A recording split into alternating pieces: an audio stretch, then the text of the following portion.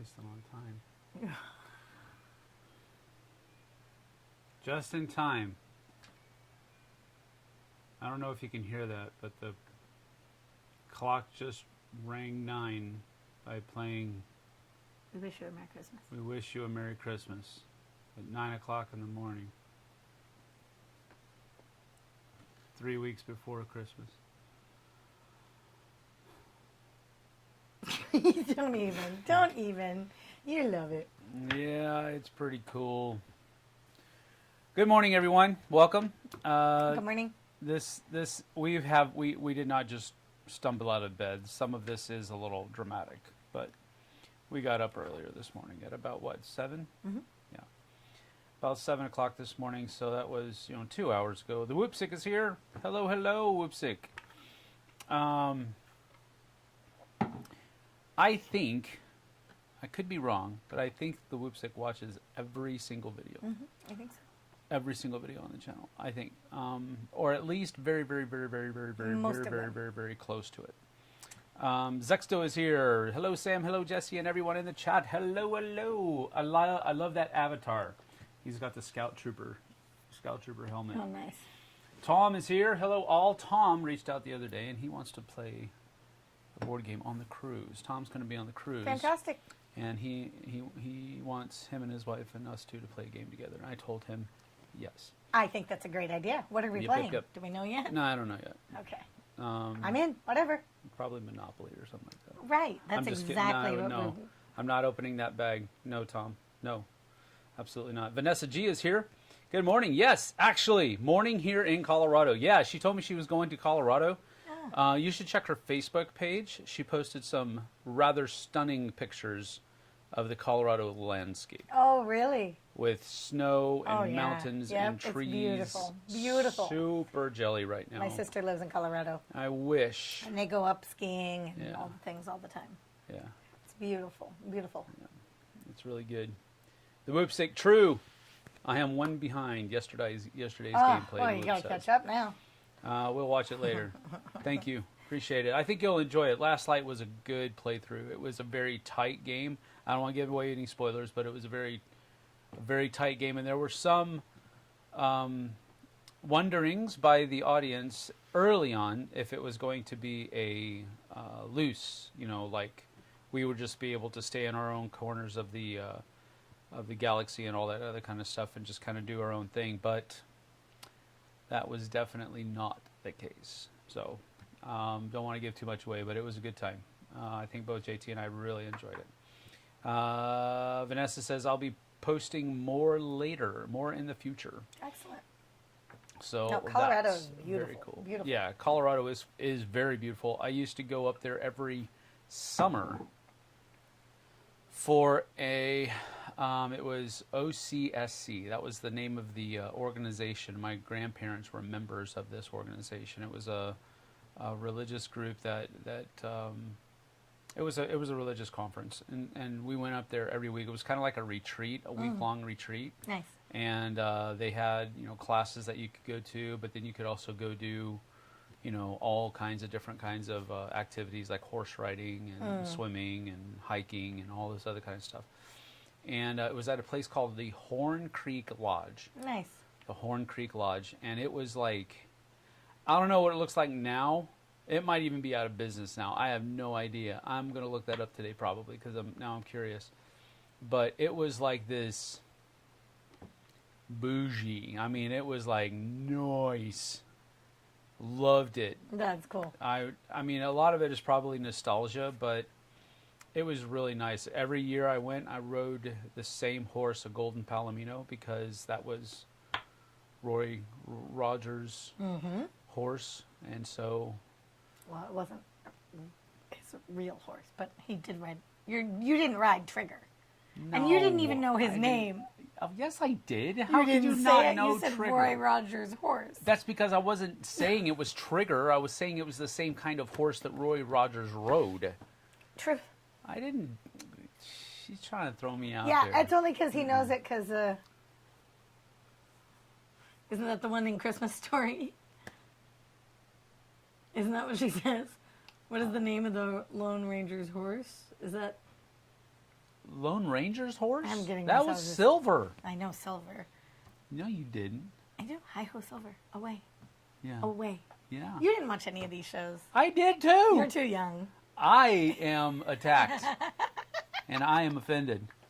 How dare you accuse me of not watching I always the watch Lone Ranger. I watched the OG Lone Ranger. The black and white. Yep. Before he had that nice little pastel blue outfit that they gave him in the color movies. Yeah, don't even. Vanessa, love that train ride. Let's see. Oh, she says she's actually on the Durango-Silverton Railroad as I watch. That's amazing. That's fun. For our honeymoon, we've said this before. We went on, I don't know the name of the line, but Amtrak. We were on the... I know it was Amtrak, but I don't know what the name of the line was. I do, but I can't come up with it right now. I can't either. Anyway, we rode all the way from here in Wenatchee. Yeah. All the way to Which, by the way, Wenatchee doesn't really have a train station. Like it's a train got, station. It's got it has a place. A train stop. It has a place where the train stops, but there ain't no station there. So don't go out there when it's cold, because there ain't going to be no shelter. But we went all the way to Chicago and back. It was a 3-day... Each way. Yeah, 3 days each way. So that was pretty fun. We went 3 days each way, and then we spent about, 5 days? 4 days? No, more. Because we were going to spend 2 days down. That's we right. ended up spending like almost 10 days in Chicago. 10 days? I think so. No. I think that was how long we were... No. No, we didn't stay 10 days. Not in Chicago.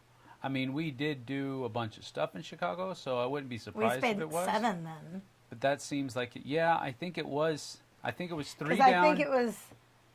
I thought we had 2 weeks. Yeah, but one of those weeks is on the train.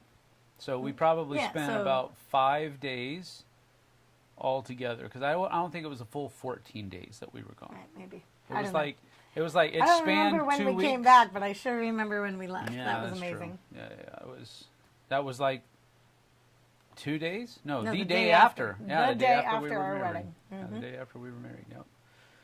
And the day we got married, we basically moved all their stuff in. We got married, moved our stuff in, slept here, Yep. got out of Dodge the next day. Yep. That's exactly what happened. Actually, we did a lot of the moving before. We did, but we didn't. It's just... We chose not to have Aiden and Sam live here until we were married. Yeah, So the first night they stayed here was the night of our wedding. Yeah. All the stuff was over. Yep. But the first night they stayed here. I think you guys actually stayed in a hotel. We stayed in a hotel. Yeah, Yeah, we moved out that Friday. Yeah. And then we got married on Saturday. Stayed in a hotel. Left on the hotel. And left on Sunday. Left on Sunday. Casper is here. Hello, Casper. Welcome. They ask, or he asks, according to his avatar at least, hi, Sam, have you played Sky Team yet? If so, what's your rating? Have we played Sky Team yet? I don't know. This is a test. She actually has played Sky Team. Oh, then the answer is yes. She actually has played Sky Team. She just doesn't remember. I don't remember. See, it's funny. I'll remember names of people, but I don't remember names of games. Tell me about it. Watch your top 50, everyone. I didn't remember half the names of the games. Let's see. Let me go. Give me check. a visual. We actually did play Sky Team live, Okay. and it was a thing where JT was there. We played a different game first. Oh yes, yes. And then we played. I'm trying to go find. Is that the airplane one? Yeah, you're trying to land airplanes. Correct. Yeah, I got you. I remember that. What did you think? He asked you specifically. I'm trying to find the thing where he can actually go watch that video, but I'm having trouble doing so because I suck at navigation. There it is. Back on October 27th, we played Neotopia. It was a doubleheader. We played Neotopia first, which is a really cool game from Arcane Wonders. I mean, I wouldn't say really cool, like, wow, but it was fun. It was a good game. And then right after that, we played Sky Team. And we played like 3 rounds. 3 or 4 games of it. Yeah. Because the games are not very long. It was super fast. It's a cooperative 2-player game. I'm really good at crashing the planes. No, we didn't crash at No, all. we didn't crash. We didn't crash at all. We did good. We didn't crash. I think the only time we crashed is when me and JT were doing it. Because we were trying stupid stuff at that point. We were like going way out. So what's your take on it? I have to say, it was very fun. Now, very fun. But with games like that, I'm usually kind of reserved going into them because Sky Team got a truckload of hype. Everybody was talking about Sky Team, especially back at Origins and going into Gen Con and all this other kind. Everybody was talking about it, and now nobody is. And I'm wondering why. Because it is a really fun game, but people just have stopped talking about it. It's not on, I don't think it's on BGG Hotness or anything like that. Let me see. Yes, I type slow. Leave me alone. Let's see, where's the Hotness? The Hotness. Yeah, doesn't look like it. Doesn't look like it. Although there's a lot of good games on there. Arc Nova is a great game. That's been hot for a while. Nucleum, Apiary, Kelp, a head-to-head battle of wits between an octopus and a shark. Oh, that sounds fun. The White Castle is like everybody's, and Heat is still there, number 3. Deliverance Nice. is cool. Congrats, Andrew. And then another one called Ironwood. That looks interesting as well. An asymmetric card-driven tactical duel. Interesting. Anyway, yeah. Oh, crud. I hate it when I do that. There we go. So... it was a fun game. Yeah. Yes. Go ahead. You talk about your aspect. It was fun. I got a little... I mean, it wasn't complicated. I was good at that. But there was a lot of, I don't know if this is going to work. I don't know if this is going to work because I'm playing this and I'm really hoping Sam's going to catch my cues and he's going to play what I need him to play. So, it was fun. Sky Team is actually number 32 right now on the BGG Hotness, and it has a red arrow, so it is trending downward. But it's nestled in between Hegemony, Lead Your Class to Victory, which is at 31 and trending upwards, and then Everdell is at number 33 and trending downwards, along with Arkham Horror behind it, and then Revive behind that. Maybe we go through maybe not the Hotness, but maybe the top 10. I know JT's been talking about that. Maybe we should do that. Sure. All 3 of us. I don't know how many of the BGG top 10 you've played. That might be worth looking into. Then I don't know. No. Well, that's the thing with BGG. They do Right. kind of tend to be Have a little bit heavier. more heavier. You guys are heavier smart. games. Yeah. No.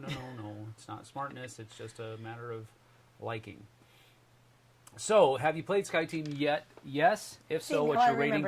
I don't really have a rating yet because I've only played it that one time. That one time, I need to play it more. We need to play it back to really give it its fair shake before that. you do a rating. But general idea right now is that I did enjoy it. I love the back and forth and the chaos of having to roll dice. Yeah, and then move the planes. And then move planes and all that try kind to of get stuff. the stuff down. I think it. Well, again, I've never been witness to a cockpit, and the only witness that I have to a cockpit have been dramatic portrayals of what has happened in the cockpit during these kinds of things. So I imagine it's much more run-of-the-mill than Hollywood would want us to believe, but I imagine it can feel very chaotic. I've heard that air traffic controllers, that's one of the most stressful jobs in the world, is being an air traffic controller. So I can only imagine. But I say all that to say that I think it did a good job of simulating that chaotic feel. Right, the stressful, chaotic feel. Yeah, yeah. But in a fun way. It wasn't. It didn't feel like a job. I didn't leave with a headache. Sure, yeah. So that's that for Casper's question. Tom says to Vanessa he loves that train ride. Okay, Casper asked that question 3 times. We got there. So he probably just hit. Yeah, it was an accident. Even if it wasn't, we're happy to answer it. Vanessa says this is a historic railroad that goes into the mountains. Yeah, it's just a day trip, but it's pulled by a steam engine. Love it. That's cool. Ooh, Brian, gaming with ADHD. He's awake today, he says. Good morning. In case I'm a slacker, I hope you guys have a Merry Christmas. Merry Christmas to you too, Brian. Merry Christmas. Thank you. Blake is here. Went to annual Christmas play at Mom's church last night. Nice. That's cool. Don't we have something on Sunday? We're going to go see the handbell. The handbell choir, yeah, the bell choir. We have a group that, aren't they closer to like Leavenworth? They are from Leavenworth. Yeah, that's here local that our church brings in, and they're pretty. We went last year and it was super fun. They're pretty outstanding. It's a handbell choir, really. That's what it is. That's it. It was great. I loved it. They're just a bunch of ding-dongs. That was terrible. Come on, I think that was funny. Yes, honey. Let's see here. For the channel this week, we've had a lot of, well, I wouldn't say a lot, but I'm starting to get more into that groove of doing more reviews, but it's all live. So I don't, it feels weird because usually I would be, running around like a chicken with my head cut off trying to get everything edited, but that's not happening. So it's leaving me a lot of time to get stuff done around the house. Well, we decided that the live reviews are where we need to be Sure. as a business, basically, because it's community-based, and that's kind of our whole focus. Yep. So when I do a review, if you were to do a review just you, that's not involving a community. Yeah, that's true. But I mean, it is for the community, but it's not they aren't involved in that process. Right. But if it's a live review, yeah, we have the opportunity to open that up for community. Yeah. There's like stuff all over my glasses again. Yep. Got to rewatch Network. I never watched Network. We'll do it live. I don't even know that reference because I never watched Network. I guess that would be a TV show. I would imagine it's a TV show. Isn't that the movie with? Or Bill O'Reilly videos. Bill O'Reilly videos. What about Bill O'Reilly? I used to watch Bill O'Reilly all the time. He's retired now, isn't he? They always did what they called the singing. Oh, I'm sorry. Blake is continuing.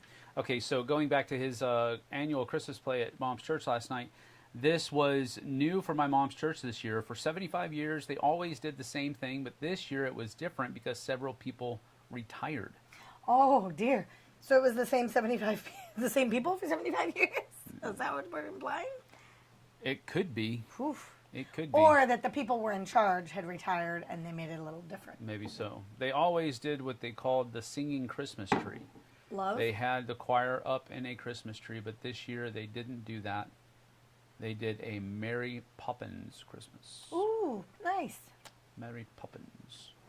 Did they sing Chim Chimney? Of course. There is a tree at Warm Beach Lights, which maybe we could go if we have time over the Christmas break. We don't have any time. Where? But other side. Up north. Okay. Kind of up by Stanwood. And it's called Warm Beach. And they take this whole... It's a Christian summer camp. Okay. Huge summer camp. All the camps and the thing. And they turn it into a huge Christmas village. Oh, really? Super cute. Lights everywhere. Activities and like...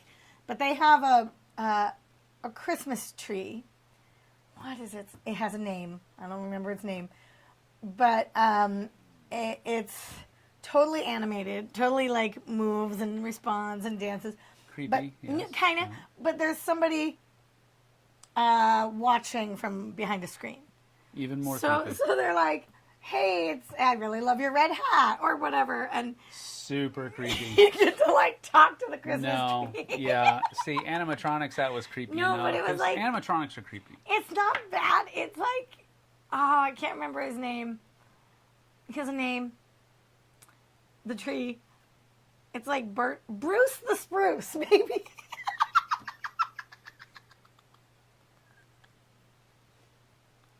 Can you see the literal cringe on my face right now? Bruce the Spruce? I think that's what it was. Oh, dear. He's not as good as the people in Universal. So, he says the conductor did it for 45 years. The director did it for 35 years. And the band leader did it for 40 years. Dang, that's and amazing. All three of them retired. Oh, dear. So they got a whole new feel. Yeah. Well, I bet whoever took it over was super excited to try something new. Casper, good question. As a professing Christian, how do you handle board games themed on the occult, witchcraft, or other such themes that may violate the first commandment? Well, that's a good question. You shall have no other gods but the Lord. So I don't treat any of these games as a god, first of all. Second of all, it depends on how strongly the theme is there. If a game gives me the heebie-jeebies because of my faith, then I stay away from it. That's the long and the short of it. Doesn't mean I poo-poo it, because my convictions are not somebody else's convictions. So, how do I, what was the word you use?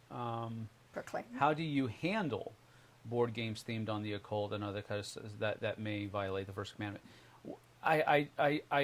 Honestly, there are probably a lot of games that I really enjoy that to some people probably do violate that first commandment. But I have different. It's part of the thing with the Christian faith, in my estimation, is that, and our church talks about these things all the time. There are open-handed issues and there are closed-handed issues, and I think, and basically what that means is that there are differences on perspective, there are differences on conviction, but there are not differences from what the Bible says. So, but how we interpret what the Bible says can be where some of those open-handed issues come up. Now, I do not. For example, there have been a lot of games. For example, Obscurio. Let's take Obscurio for the thing, and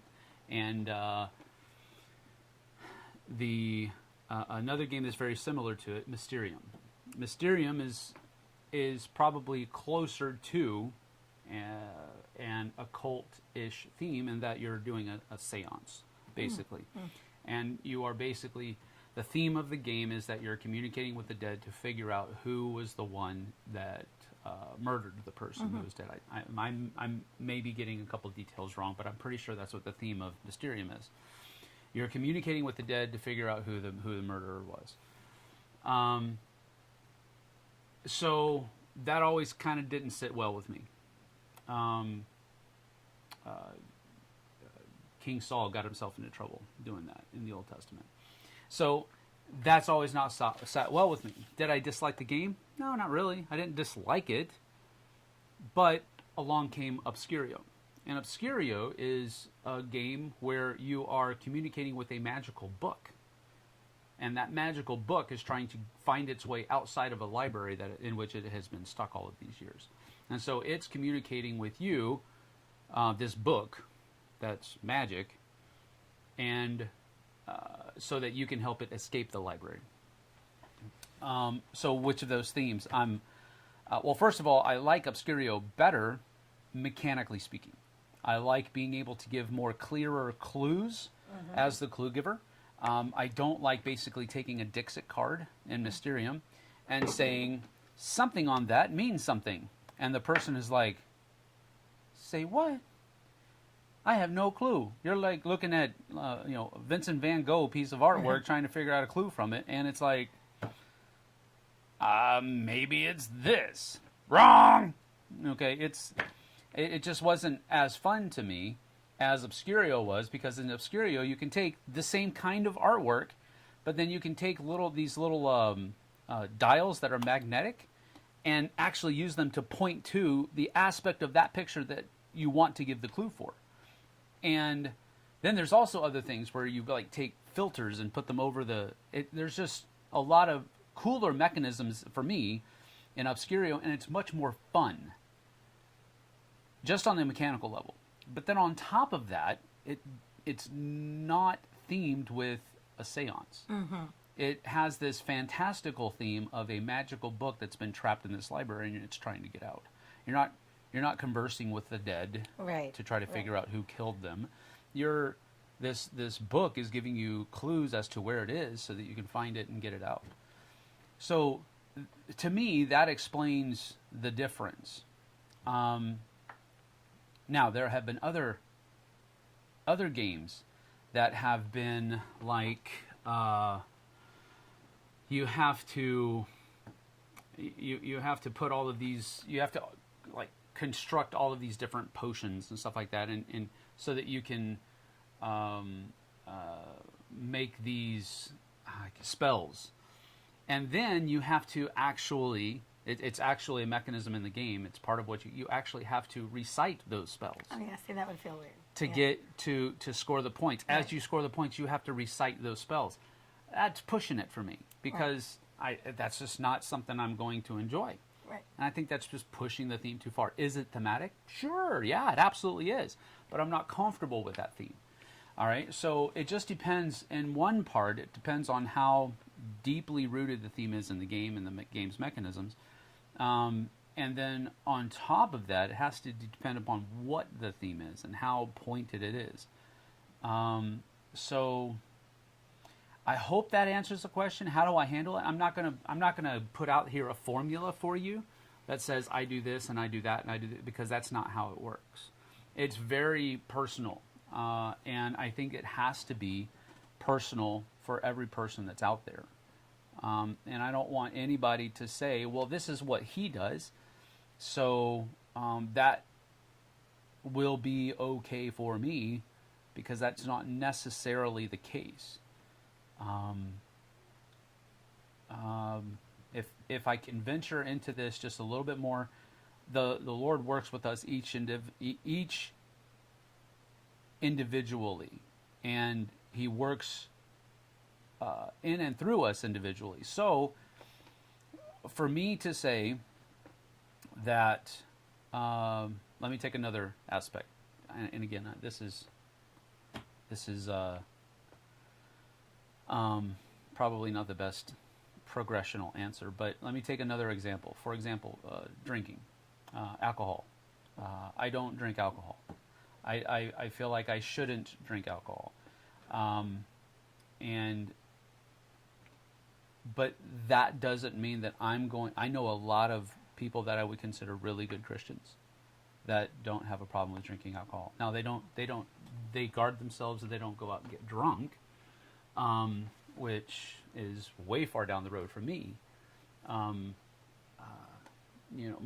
grew up with, there were some times where I witnessed certain people in my life getting drunk, losing their faculties. And I just said back then, I don't want to do that. It doesn't mean that I've never drunk. I have. And I have been drunk many times. But I'm not going to do that anymore because I don't like where it takes me. So that's a very personal decision for me. And it's not something that I'm going to force upon somebody else. But for me, it's a very personal decision. And it kind of falls into this same category, all of these different questions about themes and how do you handle themes that do this and do that, and it's a very personal conviction. It's a very personal choice. So that's where I'm at. That's why I don't want to say bing, bing, bing, bing, bing, bing, bing. That's what you should follow, and that's how you should handle. I'm not going to do that. Mm-hmm. So hopefully that answers that, and hopefully I don't sound like I'm trying to be right-offish, because I'm definitely not trying to do that. I want to answer your question, and I hope that I did. There you go. So let me know, Casper, if you have any follow-up questions. I'm absolutely willing to continue that conversation, but I want to see if that answers your question. Let's see. Blake says, okay, they had the same conductor, but this was they had the same conductor this year, but this was a lot easier on him than doing the whole singing Christmas tree. Oh, nice. Well, I imagine, yeah, if you had 3 people working together doing the Christmas tree, having it back to just one person doing everything, that would be too hard. And so that's probably one of the reasons why they changed it, yeah. The conductor would arrange many of the songs and would also sometimes sing, so he wanted something easier at his advanced age. Nice. That's cool. Kabuki Kid is here. Hello, Kabuki. Hello, chat gang, she says. Everybody says hello to Kabuki Kid, the Whoopsick, everybody. Thanks, Sam. You are welcome, Casper. And again, follow-up questions are always welcome. Is it similar to the whole D&D is satanic of the 70s and 80s?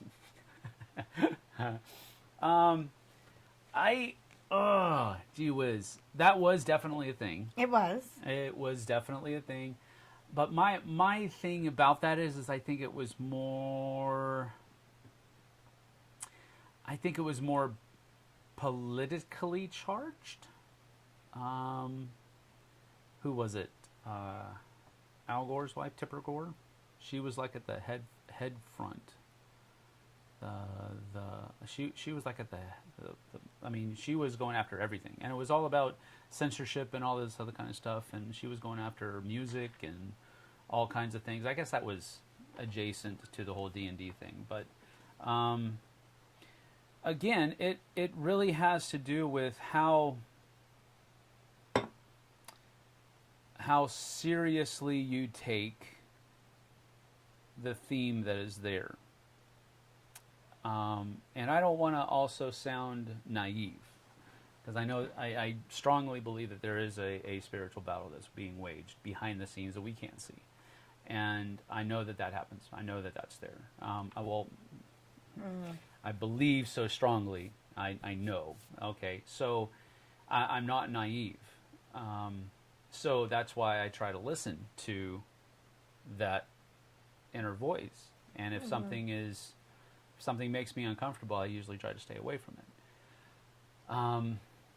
But, you know, for example, Hogwarts Battle. It's a card game. And it's based on a fictional book. That's based on a movie. Book. Yes, that. That was plagiarized. No. Love it. I know where I can pull the string. No. I can know where I can pull the string. He actually says Hogwarts Battle, and he looks over at me. I'm like, okay. So. All right. But, we're playing today, then. It's one of those things. It's just one of those things where it's like, what are you doing? You're just spilling all over yourself. I forgot how to drink through a straw. Blake, let's see. Yes, PMRC. Yes, that's correct. Kabuki says, here we go. I missed the beginning of this. That's what you get for coming into a conversation. But I certainly remember the Satanic Panic. Yep. Satanic Panic. That's funny. One friend had all of his D&D stuff tossed because his parents were freaked out by a 50 minutes piece. All right. Well, here's the thing, Kabuki, and I'll be honest with this. There was a time where I had, I went, it was after I graduated from high school, and I went back to live in San Antonio with my grandparents, and they were very, very much against the kind of music I listened to in high school, the kind of games I played in high school, D&D and all of the other role-playing games that are out there, not just D&D. They were very much against all of that. And me bringing that stuff into their house was not okay from just a matter of respect. Right. And so I actually did do that. Now, it was a decision that I made because at that point it was me, it was me putting my past behind me and moving forward. Sure. That's what I was doing. And so we actually did do a thing where we got rid of all of that stuff. So I was, if I can say it this way, I was part of that. I did make some of those decisions. But for me, it wasn't necessarily that I saw an inherent evil in the game itself. I think a lot of people got too carried away with the game. and did a lot of stupid stuff. I think that's where it was. Yeah. I think that's where the... But I'm not naive to believe, in that I believe that there wasn't any truth to that. No, I would agree. I would say some people took things too far. Yes. And went down a darker path. Yes. Did the entire D&D community? No. Yeah. But I understand that there may have been some that took things too far that went down that path. Yep. And that's what caused the fear. Yes. Absolutely. And that's something that I always that I've always say. You know, rules exist because people do stupid crap. You know, usually a rule exists because somebody took a long walk off a short pier, and I think that's what a lot of people did. You know, JT's our DM for a group that I've played D&D with a lot, and none of us, and I mean none of us, are going to go fashion a sword and go out and hack and slash people and sacrifice kittens on Halloween. And we're not going to do any of that just because that's weird. That's just dumb.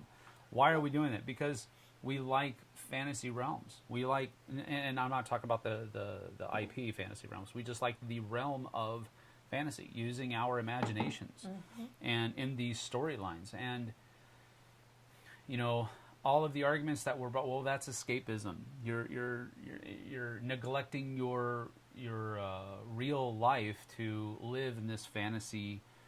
And I don't disagree with you. There is a line that when you cross that line, you're doing yourself harm. I get that, but I don't think it makes it all bad. I just don't. I think you can make bad decisions with it, but you can make bad decisions about anything. Look at how many copies of Monopoly some people own. That's a bad decision. I don't care if you call yourself a collector or whatever. You've spent too much money. Now, most of these are review copies that I didn't spend money on. But a lot of these we have spent money on. So there's a line there. And it's not necessarily... I think you lost your train of thought. I did. I don't know. I'm sorry. Let me bring him back. Wow. Who's usually the one bringing somebody back?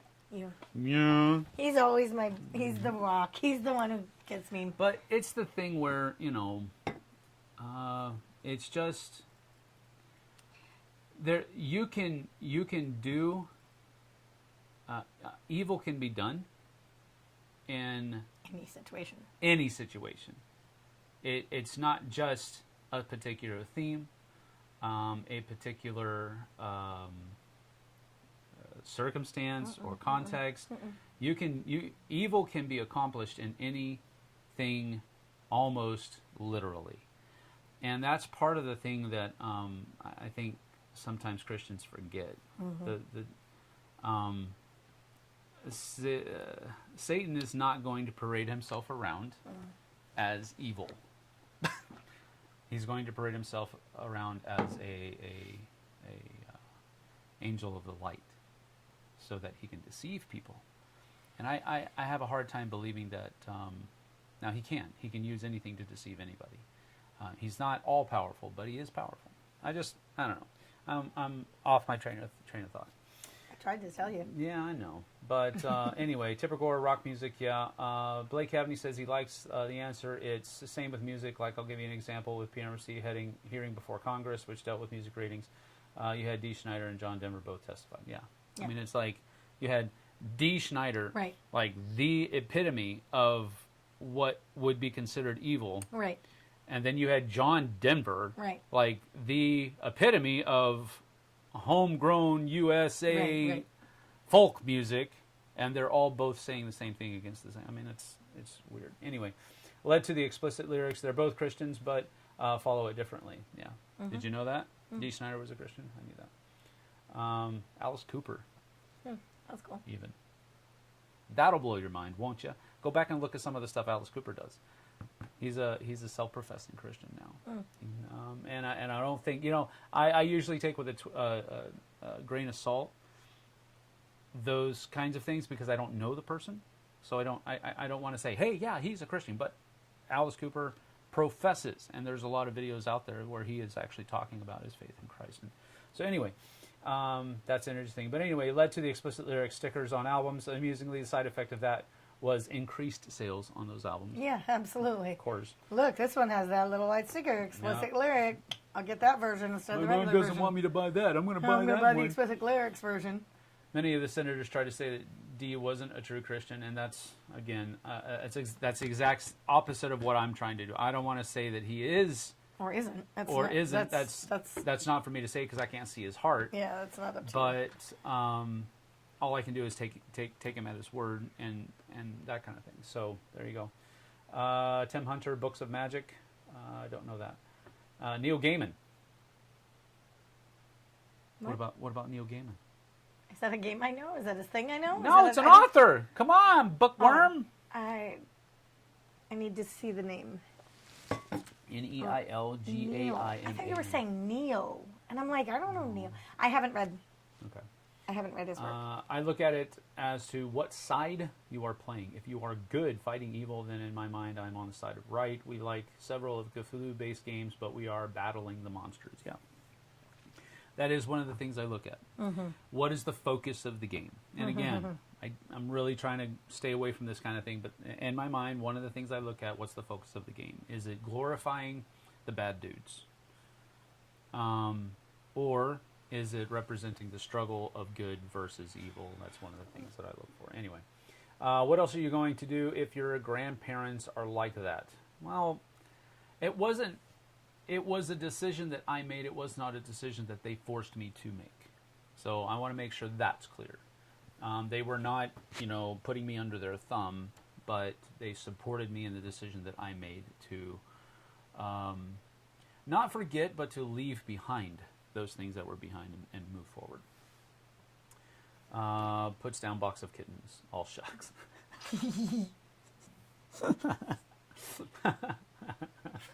Oh, yeah. Let's see here. In Deliverance, you are angels fighting demons. I'm not sure I could play it if I was demons trying to overthrow angels. That's a good point. That's a good point. That's a good point, Tom. Thank you. Yeah, the little kid dressed as Spider-Man on Halloween was totally a satanic worshiper, a Satan worshiper. Yeah, right. Yeah. Come on. Well, it's funny because back then it was like I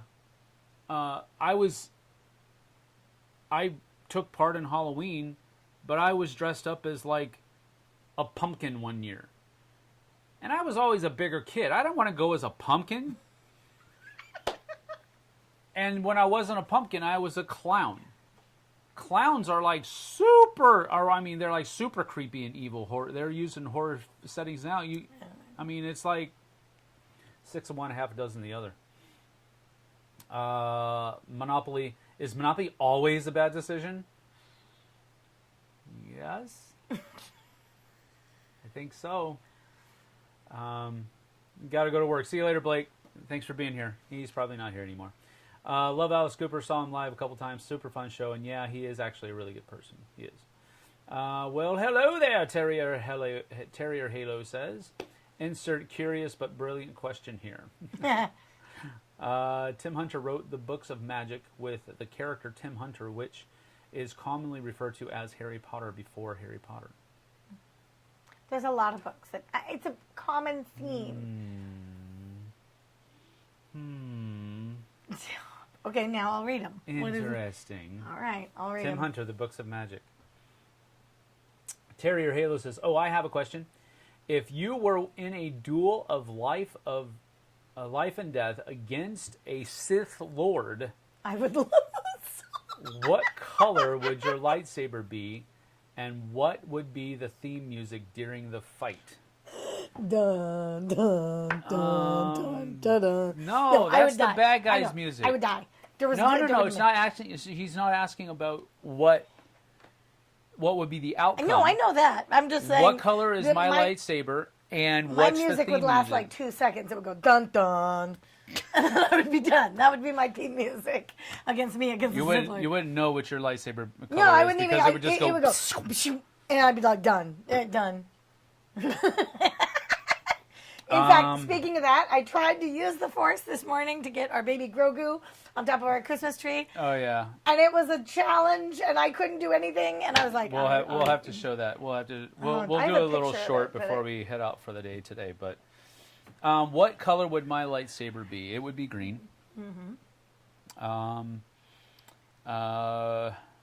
It would be green, and What was your theme music? What's your battle music here?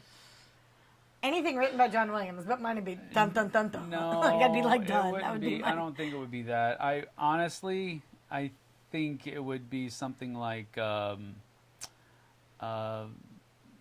theme music to like Nacho Libre or something like that. Nice. I am. I think it would be something like that. Mine would literally be like da da da da. I'd be done. Yeah. That was my battle. It would definitely not be epic. So on that note, we have Grogu on top of our tree. Yes. And he's like using the Force to reach one of the ornaments out in the middle of the room. He's trying to reach one of the ornaments hanging from the ceiling. Yeah. We got it off. It wasn't our original idea. No, it was not my idea. I'm not that Facebook, greedy. But we thought it was cool. We wanted to try it, so we did.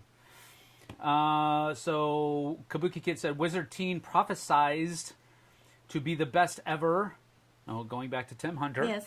And didn't know about magic until he was tutored in it.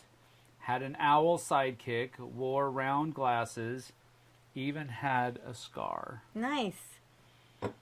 I'll read it. I meant that Neil Gaiman wrote the books of magic. I gathered that.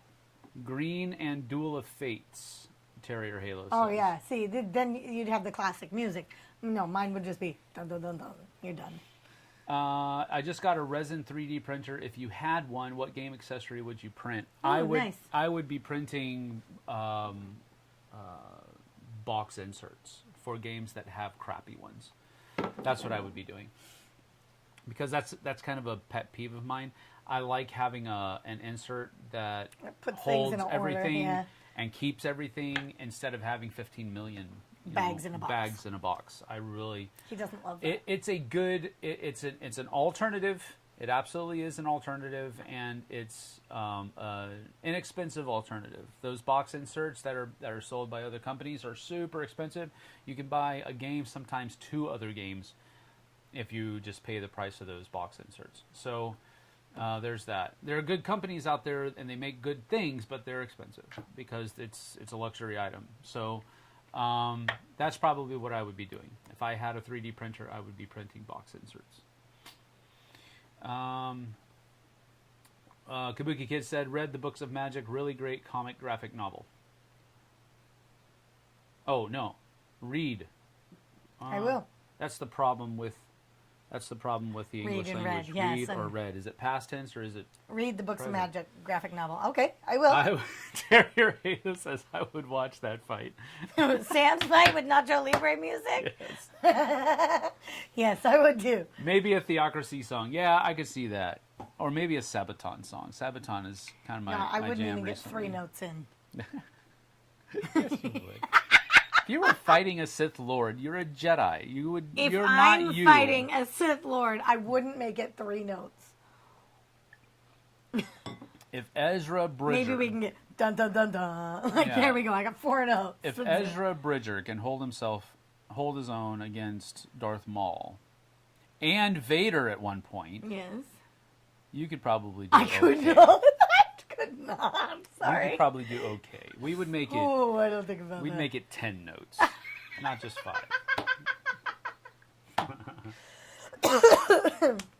Okay.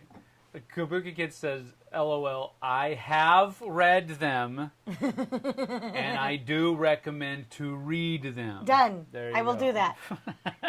Thank you for clarifying your position, Kabuki. We appreciate it. By the way, I put my coffee cup on the Keurig yesterday with the lid on yesterday and then started it. Luckily, I had this little opening here, and it was just fast enough, or slow enough rather, that it actually got it all filtered in and He didn't thinks spill I'm a over. mess. Well, it wasn't a mess. It wasn't a mess. It worked. If I had done it, Yeah. it would have been a mess. Jessie has no faith in her fighting ability. Oh, no. Yeah. I don't know. No. Fight or flight will kick in. and you're like, I will pick up the I'm nearest... about to die, and I'm No, going to try to take part of this person with me. Here's what I would do. I would pick up all the nearest kids next to me and bolt. That's it. Oh, I see. I thought you were going to go super dark there, and No, throw them in fight front or of me flight. and run. I would literally pick up any kids next to me and run. That's what I would do. The opposite of Anakin. Yeah.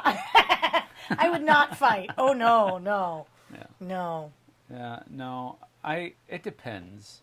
I don't care how big the kids are. If there are kids and they're bigger than me, I would pick them up and run. That would be my solution. This was actually a part of the conversation when we went to go take our handgun lessons, our handgun class. Yeah. Oh, yeah. That was a great question. The officer actually said, you need to make the decision that you have to make at that point is, are you trying to defend somebody that you love dearly? That's what we talked about a lot.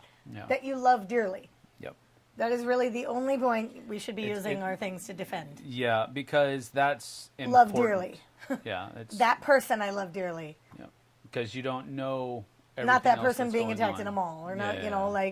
But me and kids, even if they are my kids or kids I don't know, would probably fall into that love dearly category. Yeah, that's cool. Let's see here. boy. She says, "LOL, my friend ran her Keurig yesterday and forgot to put a mug under it. Oh yeah, see that's what I would do. Instant mess. Yes. Yeah, I have actually done that before, where I started it, but because it takes a little bit of time to percolate, I was able to go, oh crap, So I have been doing that. And Tom says she would go all mama bear if protecting her kids. Yes, absolutely. But it doesn't. I don't know that I don't know. I'd just stand there and be the meat shield for the kids. So she was the one saving Grogu. Yes, I was trying. probably so. Gaming with ADHD says, "Oh, I finished painting the Tiger Claws gang for Cyberpunk. Ooh. Only 7 gangs to go." Ooh, well, you got some work ahead of you Yeah, then. Keep those are good. working at that. Those are good models too. I painted a lot of them when I was with Monster Fight Club, Yeah. and enjoyed it. They're good models. They have a lot of the Detail. fun thing I think for them is the fun things you can do with different colors. Yeah. Because a lot of models, a lot of minis have pretty kind of set in stone palettes that you're supposed to use with them. Oh, really? Yeah, but with cyberpunk models, you can Just pretty use much whatever. lots of neons, lots of bright colors, Yeah. and that kind of stuff. Because that's what the whole world is about. So that's probably a pretty fun thing. Good to have gun safety classes. Kabuki Kid says yes. Used to do rifle shooting competitively when I was a kid. Was Nice. second best in my state for age range. Nice job. Kabuki. Nice Sniper. job. Terrier Halo says Osprey has a 30% sale on many of their miniature agnostic skirmish games rules. PDFs. Oh, okay. They're just selling PDFs. I Nice. thought you were talking about like actual minis that they're selling. On the topic of models, he says. Wow, 22. 22s are the little tiny guns, rifles. So, That's amazing. Way to that's go. cool. That is cool. I don't have that ability. That's for sure. She's hard on herself. From hearing her talk, you would get the impression that she could not hit the broadside of a barn. Which is true. It is not true. She has MS, which makes it difficult for her to use her hands for things like this. And it's hard, but she still hits the target. Sometimes. So it's like, come on. I'm trying. We need to go again. Yeah, But we we're do. busy. 22 long rifle, iron Nice. sights. God, 50 feet. Dang. Oh, 50 feet. That's 50 feet. That's 25 yards. So that's that's less than 25 yards. 50 feet. That's 3 per. I can't do math. 3 per Like 50 17. feet. So divide 50 by 3. 17. Sure. So that's not bad. Iron sights though. Maybe it's 50 yards. I would imagine it's 50 yards, not 50 feet. But it was when she was a kid. Because 50 yards with iron sights, that's with the 22, and being second in the state, that's something else. I would imagine 50 yards, but I don't know. 50 feet was you're a kid though. That's a long ways. Yeah.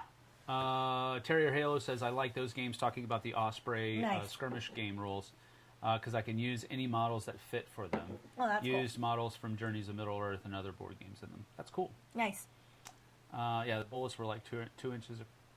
Bullseye was like 2 inches across. Yeah. Targets were small. Yep. Oh yeah, that's Yeah, a tiny that's- bullseye. Yeah, 2 inches across. Yeah. Yeah. I mean, still, iron sights.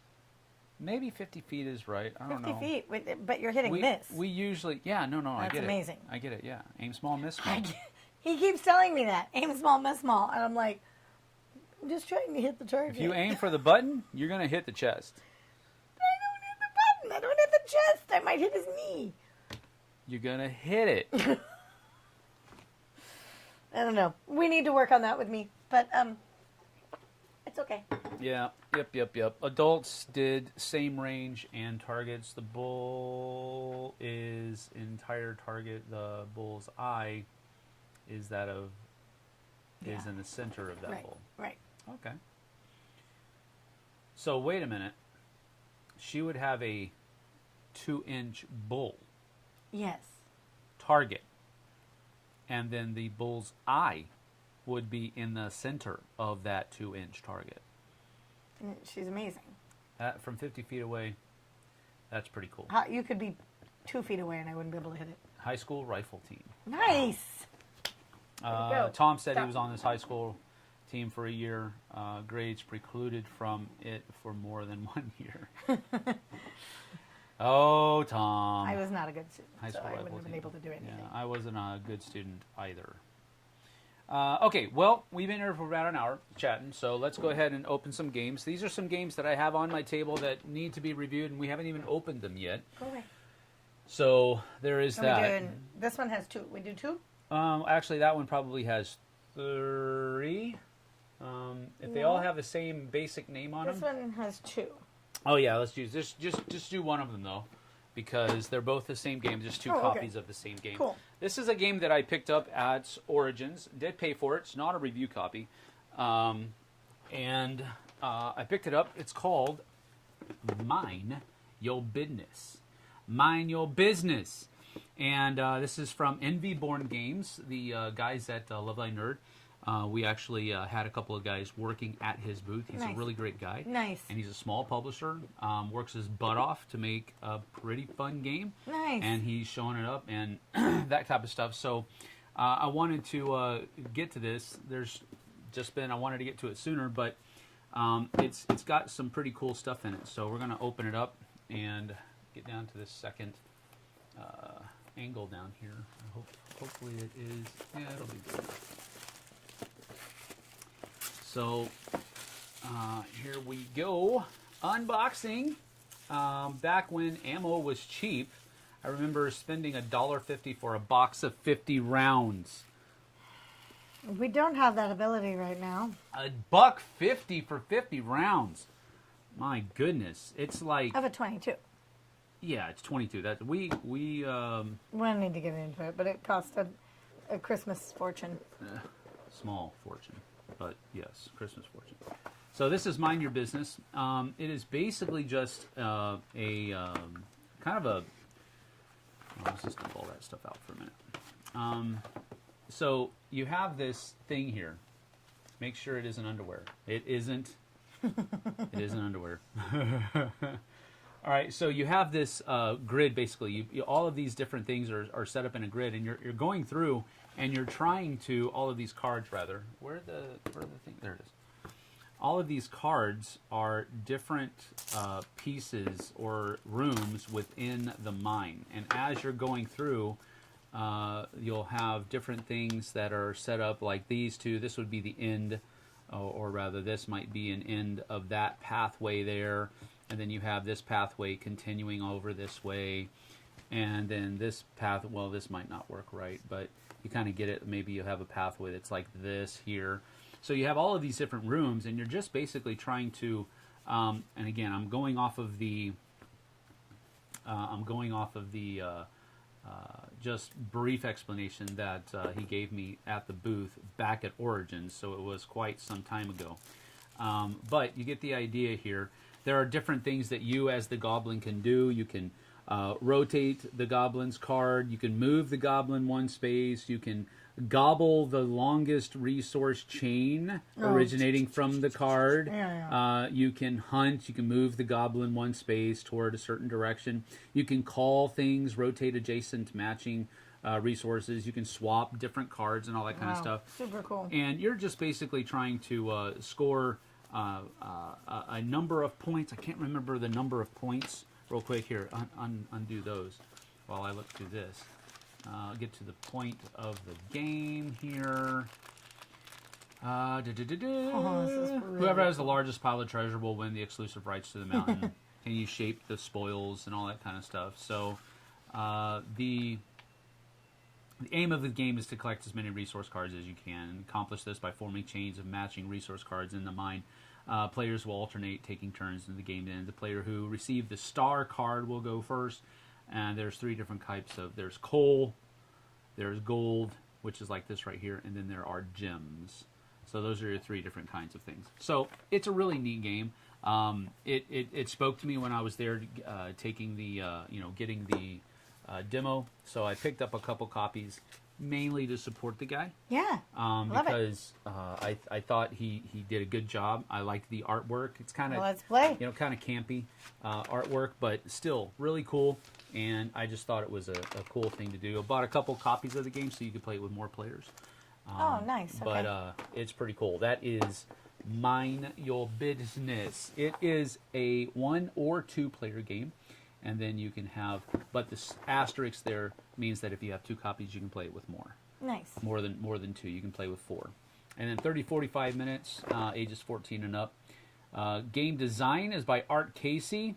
And trying to look for the graphic design by Mintha Designs. Illustrations by Gabby Naftali. So that is Mind Your Business. All right, let's see here. All right, Casper has to take off, it looks like. I need to run, but thanks for fielding my question earlier, Sam. God bless. Thank you, Casper. You're welcome. Didn't have it in school, but I would have loved that, talking about Rifle Club, Kabuki. Yeah, that's Kid amazing. says. I don't know what my school had. I wasn't part of anything except jumping. What do we shoot? Yeah, we shoot 9mm. It is, we have, I have a Glock 43, and Jess has a Glock 32. They're both 40s, 43 and 48, or I don't know. No, I don't know. Anyway, she has like a smaller. Anyway, this is an expansion for Ultri. Ultri is a game that we haven't played. Right, I remember yet. No, that. it's behind you. Oh, it's behind me. Yeah, it's over there. No. Where is it? I thought it was on this side. It is up over here on. somewhere. Maybe it is. Maybe it is. But anyway, we have not yet played it. But it's something that we really want to play. It does have artwork by Vincent Dutrait. This is an expansion for that, so there's not a whole lot of probably glitz and glamour that's in this box, because the game is such that it's a lot of text. It's a RPG style game, and so you're going to be going through different quests and adventures and so forth and so on.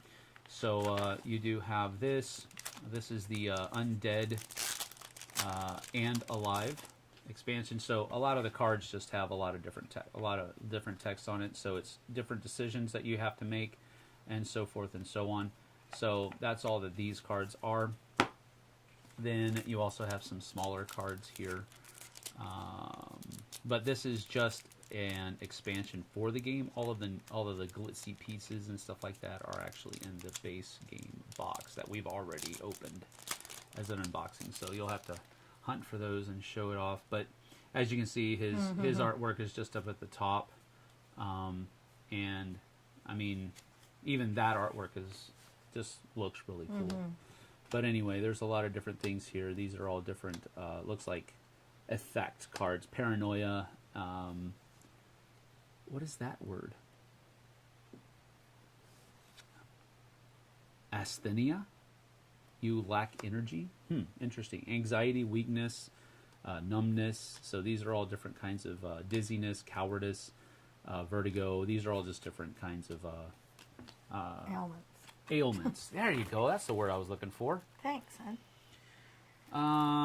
Let's see here. What do we have?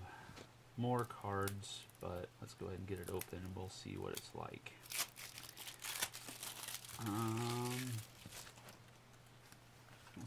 I can't look at these, can I? Yeah, this is actual a chronicle. This chronicle was designed by Antoine Bauza. He's a rock star, but I don't want to look through this because this is actual, like, stuff. Right, for the game. For the game that you're gonna actually be, you don't want to be spoiled on. So here are some undead warriors, standees that you're going to be using in the game, and then these look like, I don't know, this looks like a portal, huge portal thingy. So let me pop this out and see what it does. So the portal just kind of goes dink and dink. So there's a portal. Nice. Alright, so gives you an idea of what comes in the expansion. Not a whole lot of flash here, but you get the idea. We'll take those off, and we'll take all these cards back up. What do we got next? 2 Two what? of the same. 2 of the same? I don't have 2 of the same. You do. I do not. I'm pretty sure I'm you gonna do. put this in here, and then I'm going to put these on top so I can keep them separate so they don't mix. Alright, what's next here? Glocks are good stuff. Yeah, that's kind of what we went for. 2 of the same. This is 2 of the same. This is also an expansion. This is the Monstrosities expansion for Atlantis Rising. Also Vincent Dutrait's artwork. So there is that. So we'll do this one second because I think that is like a deluxeified version of the stuff that's in here. So we will take a look at that. I do want to focus on Vincent's artwork, however, and show you how cool that actually looks. Just his, I've said it before, his command of the color blue, I think, is something that he knows he does well because he puts a lot of blue in his artwork. Anyway, Atlantis still needs you. Come. Oh, I'm sorry. Can you save her people in time? So that's the whole theme of the game. But this comes with more people that you can play. It looks like some different, more monsters that you have to go up against that are going to be hurting your efforts. So, yes, it is a very pretty game. I liked the game before Vincent put his artwork on it. Elf Creek is the one that released the second edition of Atlantis Rising with Vincent's artwork on it, and it is truly amazing. Afterwards. Taking your time there, huh? All right, thank you. Appreciate it. So, you have the artwork here. Really like Atlantis Rising, Tom says. I will be watching for the playthrough or review. This is the cool thing, though, because this is a game that JT really enjoys as well. Nice. So this is something that we're going to be getting to the table here pretty soon. I just haven't got... There's a solo mode. Winner, winner. Solo components. All right. I usually never got excited about that, but now I do because that's how I play a lot of games recently. So... Sorry. No. We're it's not just you. It's everybody. Everybody's busy. So, anyway, you get the idea. Oh, there's Medusa. Medusa's always Did scary. you just say that's scary? Yeah, Medusa's always scary. Like, always. Harpies. Always scary. Harpies, and then Harpies Cilia. are scary. So, or Scylla, yeah. Not Cilia. There's hologram cards. That's a cool thing about this, is that it takes technology to... Like, it's all about, dudes running around with swords and shields and all that other kind of stuff. But then there's also technology that comes into it as well. So, Ooh, nice game dogs. Look at that. yeah. But it's an expansion. So it's like, how much of this is... Well, probably none of this is going to actually fit into the actual game box. There's a centaur. Oh, okay. I see it. It's like... She's back on her hind legs and rearing up. I get it. Okay. That's cool. So that's good. Just more of the artwork. We have the storm caller. We have an adept. And again, we're just trying to show off the artwork here so that you can see what it's like. An artisan, an alchemist. So these are different people that I believe you can play. A channeler. So we'll put that one down here maybe. So just a really nice artwork. You know what I mean? It looks really good. Let's see. Really like. Still have never played this. Really want to. Kabuki Kid said, and then Tom says you need to. Oh, I guess we should. Absolutely agreed. Yeah, this is a good one. This is a really good one. Have you played this? I don't know that you've played Atlantis Rising because I didn't know back then. Because I know JT and I have played it, but I don't know if you have because I wasn't really sure your capacity for games at that point. No. That's not anything saying bad. It's just I didn't know how much you liked games back then, let alone what games you liked to play. So there's a lot of little tiny tokens in here, and they all go down there. Wow, these come pre-punched? That's something else. Look at that. These come pre-punched. Because I broke the cellophane for this. Wow. Anyway, that's pretty neat. Kinda. Is that rare? Well, it's definitely not common. I wouldn't maybe say rare so much, but maybe I would say rare because that's something surprised. Else. Yeah, I was super surprised. Here are all of the different... wonder what comes in that then. Is this just extra stuff? I didn't think these would be in this. I might have got took. So there's the Centaur. There's Medusa, it looks like. There's Scylla, maybe. But different things here. What is that? A new type of misfortune card and alternate sets of ally and monster figures. Alternate figures. Got it. Okay, so these are the ones that come in the box. And these are all of the alternate figures in the box. Now I want to see what's in here. Because maybe I bought something that I should not have purchased. Oh, I don't think that's the case. That's not what we're saying. Okay. We have alternate. We have Yeah, more alternates pieces. is yeah, It's alternates good. is pieces. It's cool. Alternates is not bad, but here there be monsters. All right, so and yeah, that's a lot of floof for not a whole lot. Yeah, see, this is all the same stuff, isn't it? I don't know. I don't know. Why do you ask me? I don't know. Man, I done got took. Nah. I done got cooked. Alternate. Okay, they're slightly alternate. Yes. It's like the Centaur in this one is like rearing up on her hind legs. This one, she's just like walking. Right. They're alternate. They're different options. I done got took. You stop. This was, where's the little package? Right here. You put it right there. Put it right here. This was this? Yes. I done got took. Oh, who's this? See, here's, I need to slide out and get some stuff done. All right, Terry Hale, see you later. Ran some people through an Only War RPG earlier. Cool. Terry Halo says 40K Imperial Guard RPG. They did not make it. Oh, dear. Yeah, this is, okay. I got took. That's just the one side. Oh, these are all, oh, wow. It's all misfortune cards. All so misfortune cards, and they're all arcane floods. Right. Wow. Well, that's Makes it way harder, I'm sure. probably so. Alternate monstrosities figures. Yeah, pick and choose your favorites and substitute them as you see. Yes. Get choices. Wah, wah, wah. Choices. You stop. It's fine. Wah, wah. All right. Fool me once. No, Elf Creek would never do something. Well, no, it's not that. It's my choice. It was my choice. Alternate I did choice. it. I'm not like putting they're that on. different. I'm not putting that on Elf Creek. No. But at the end of the day, yes, I did not need to buy this because it was just alternate pieces of the same people. But That's it cool. is what it is. So we're going to put all these things in here. I'm going to see if I can fit all of these things in I bet they here. would. Like, there's my room here. Maybe. Maybe.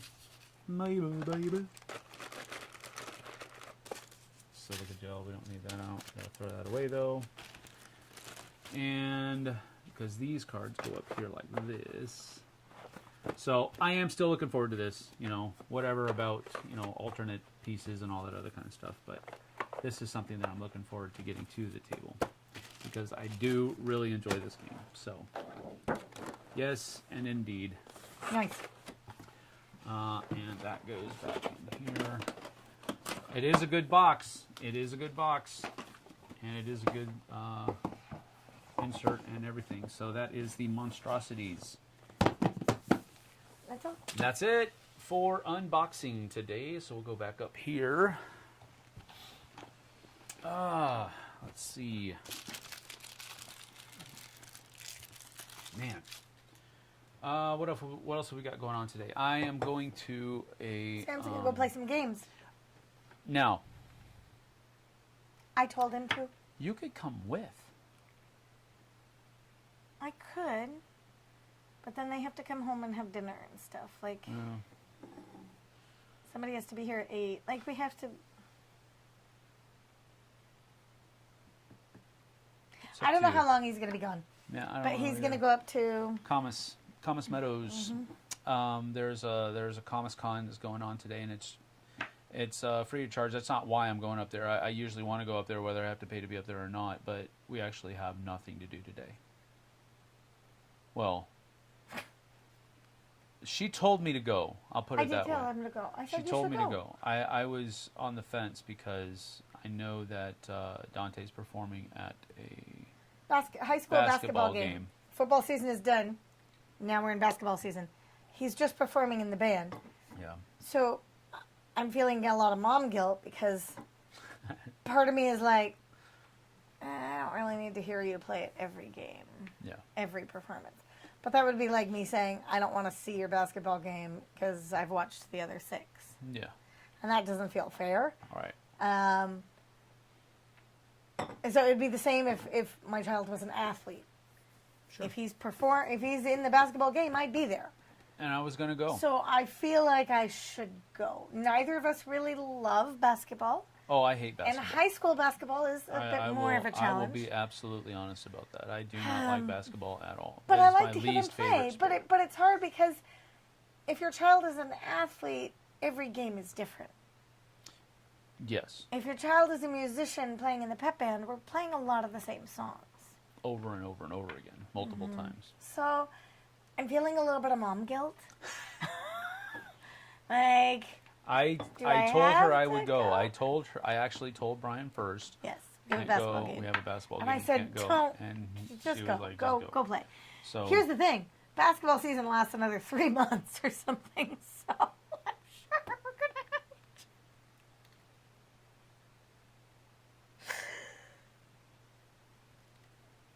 And then March comes. By March, then we're in... I'm gonna have to find some more game days to go to.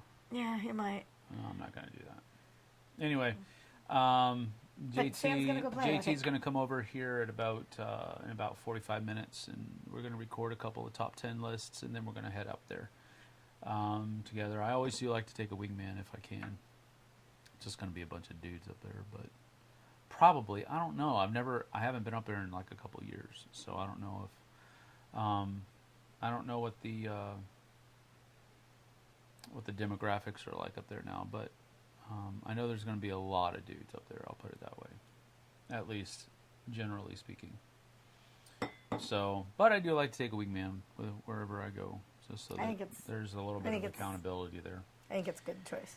Best of 2022 and something else, right? Yep, it's going to be best of 2022, and then we're also going to do best of 2023. So I counted up, and I've played, I think, 30 2022 games. Nice. At least ones that were like, you know, Right, that you... I put it in to the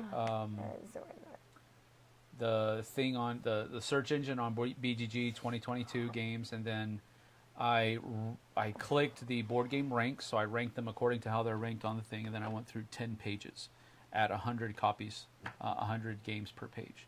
So I went through 1,000 games, put eyes on 1,000 different games that came out in 2022, and I came out with 30. Nice.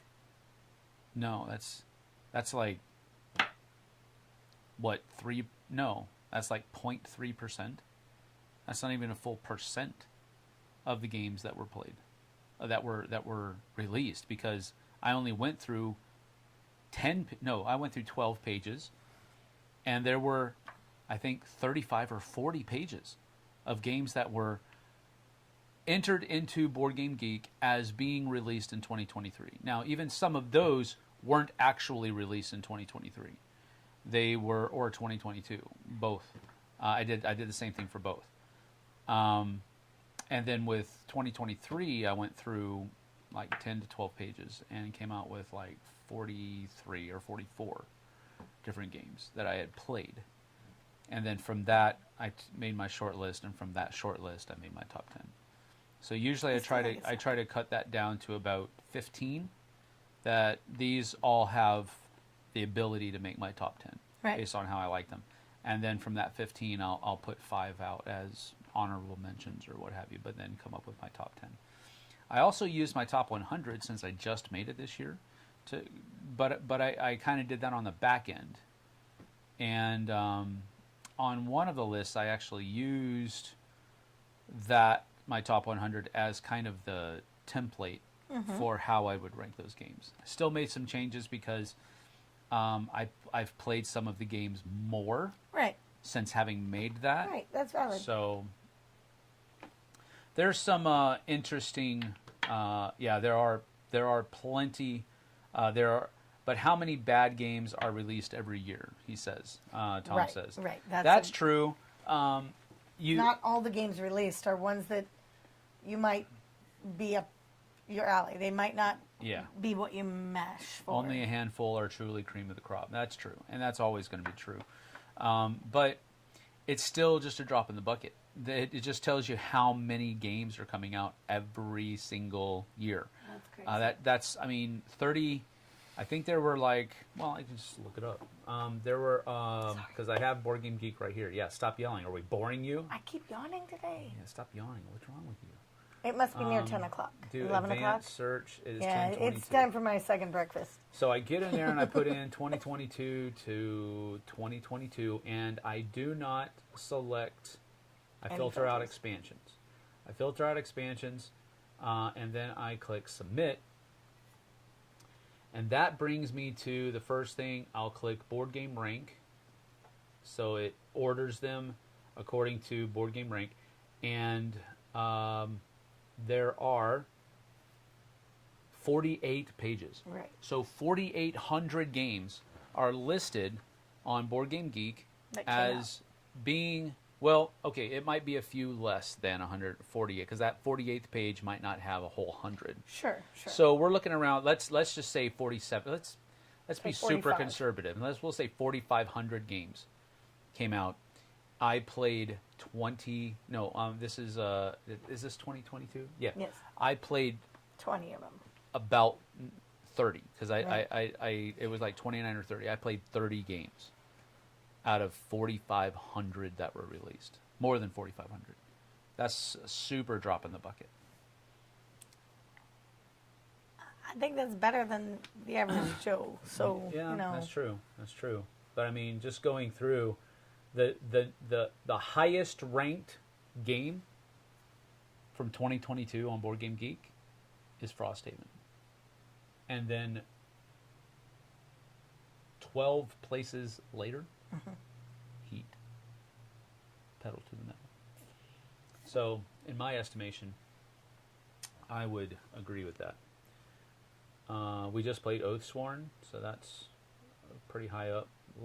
There's a lot of games, even in these higher ranked ones, that I have not played. That's how it is. Okay. With we don't have unlimited time in this one. No, we do not. So not even close. Year released 2023 to 2023. Again, filter out expansions and submit. And this one has 46 pages. Right. So again, 4,500 games. That's crazy. And I've only played about 1% of them. No. Yeah. No, because 1% would be 450. No. So I played...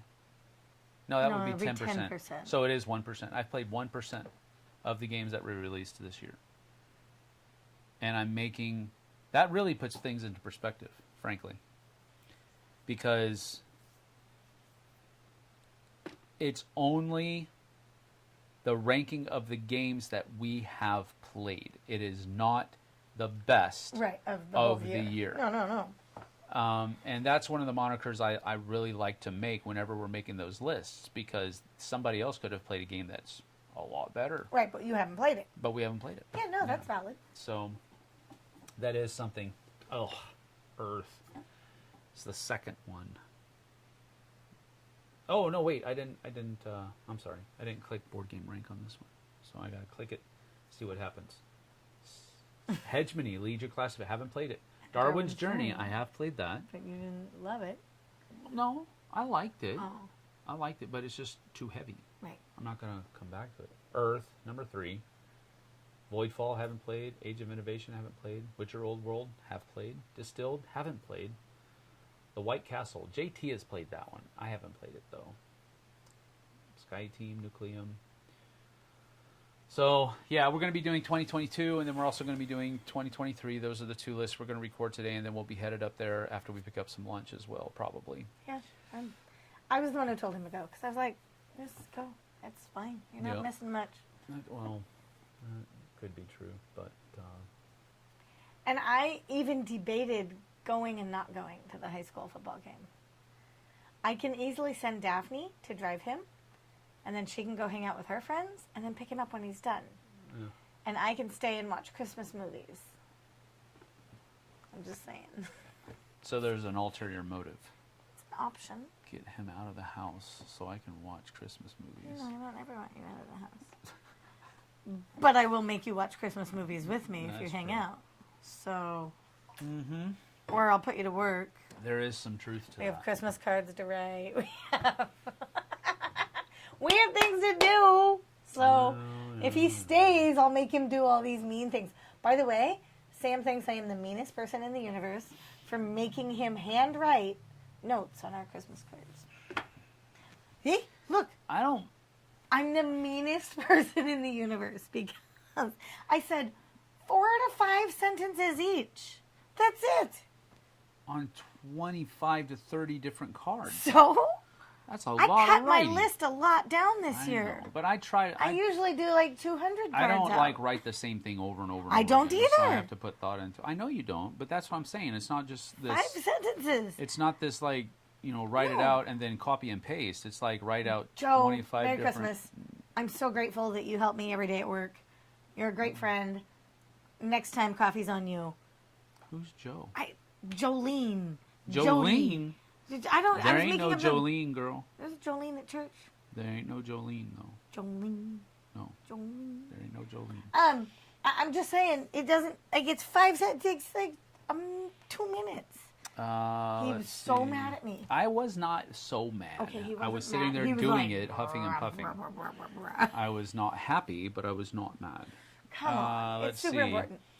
Only a handful of games that are truly are the cream of the crop. Sometimes you really like niche stuff, so some games will appeal to you, but maybe not to other people. Right. Truth. Hey, you two. Hope y'all are doing well. Fancy Filmmaker is here. Hello, Fancy Filmmaker. We are good. The thumbnail said it. Life is good, and there's always going to be little things here and there, and there's been some of those this week. Stop. We're not doing that. No. Stop. Stop. Just little things that kind of We're not doing that. rear their heads, but it is what it is. Generally speaking, big picture, life is good. Life is good. Have you played Dead Reckoning? I have not. Maybe that was a question for the Fancy Filmmaker. It was. Just got my copy of Sleeping Gods, Distant Skies, and it's fantastic. So much better than the first one, and it's easier to manage solo than the first one. Interesting. Sleeping Gods. Distant Skies is by Red Raven Games. Ryan Laukat, nice. the person who made the artwork for I this, love this one. playmat. And Ryan Laukat is one of those dudes that I super respect in the industry because he does his own game design for Red Raven Games, and on top of that, he does all of the artwork for all of his games as well. Nice. He's just that, like... Super talented. Super talented, yeah. Kabuki says she needs to play Sleeping Gods. Good to know that, filmmaker, fancy filmmaker. First one is good, but this new one is just so much better that I would say just get Distant Skies. Okay, thank you for that. Q Dolly. What is Dolly? Oh, yes, Q Dolly. Yep. You played more than I have. I only have played 21 games from the first page. Wow.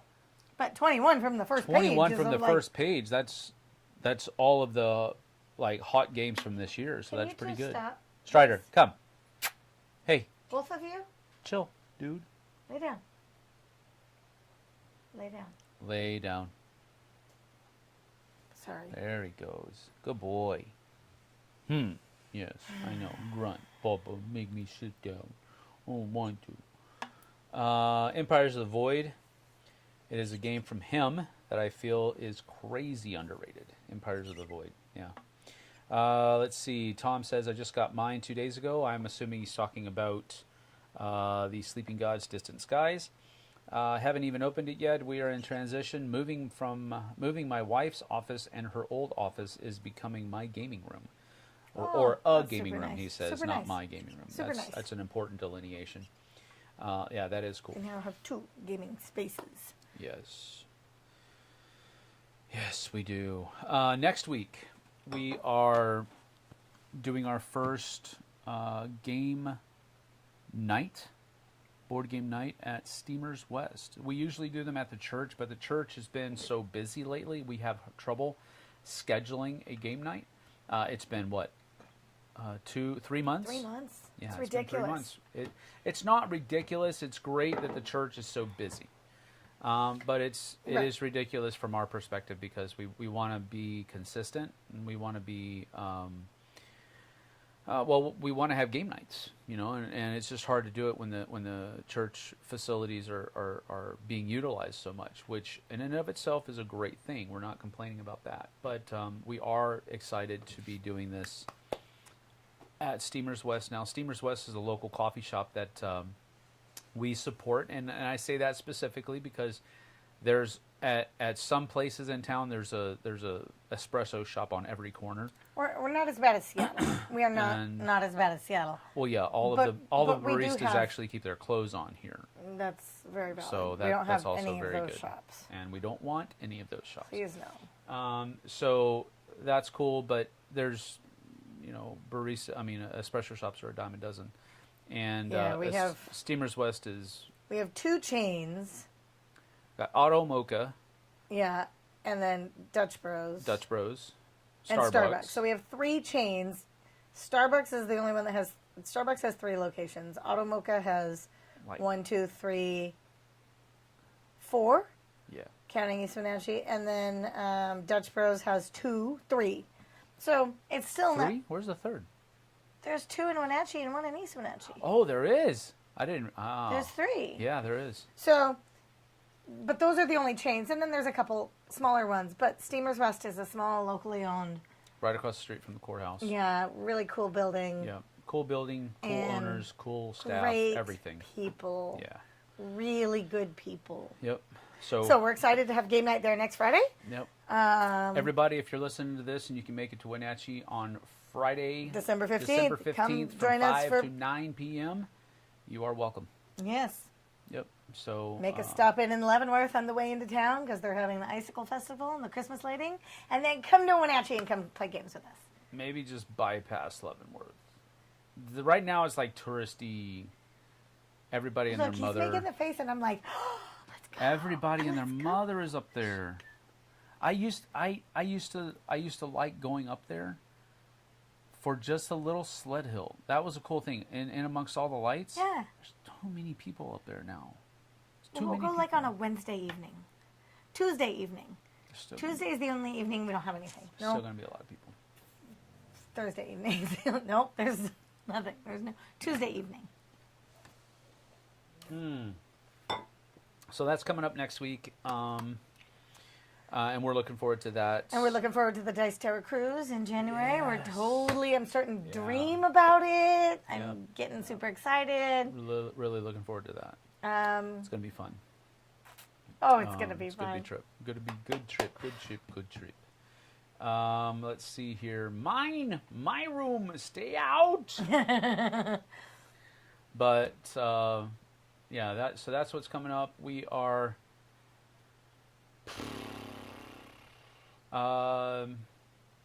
new Scott Drews is here. What games from 2023 will live past the hype and stand the test of time? Well, tune into his top 10. Let's see. Question. Maybe that will be addressed. I think many of my top 10 and probably many of JT's top 10, because JT is much more of he likes the heavier games more than I do. I'm more of a midweight kind of player. So I think, in my opinion, a lot of the ones that are on my list, I think they will. So I think you should turn into his top 10, and maybe that'll be answered. Yeah, maybe so. Absolutely. Yeah, I could definitely see that. But I do think that I think JT and I will give you 20 games that definitely will fit that moniker. Because I think he's going to cover a lot of the games that won't be on my list, and I'll cover some of the games that won't be on his. And I think there will be a couple of crossovers at least. So I think we'll give you anywhere from 15 to 20 games that will be those kinds of games that I think will stand the test of time. But do check that out, because we're going to do it from 2022 and 2023. And then next week we might, and I say might in like capital letters and bolded, because next week is going to be a busy week for JT. So I don't know that we're going to be able to get any recording done, but we might be doing some Christmas themed lists, like new games that would be good stocking stuffers or family weight games. We're not going to do games that we want to play on Christmas Day. Sure. Those are some ones that we will be looking at. We're probably not going to do like games for the gamer, because everybody knows that the gamer is going to be going out and buying their own games. Right. So, I mean, I guess some people will say, these are the games that I really want. Here you go. Right. I think they might do that. But again, you don't need us to make a list. They already made a list for you.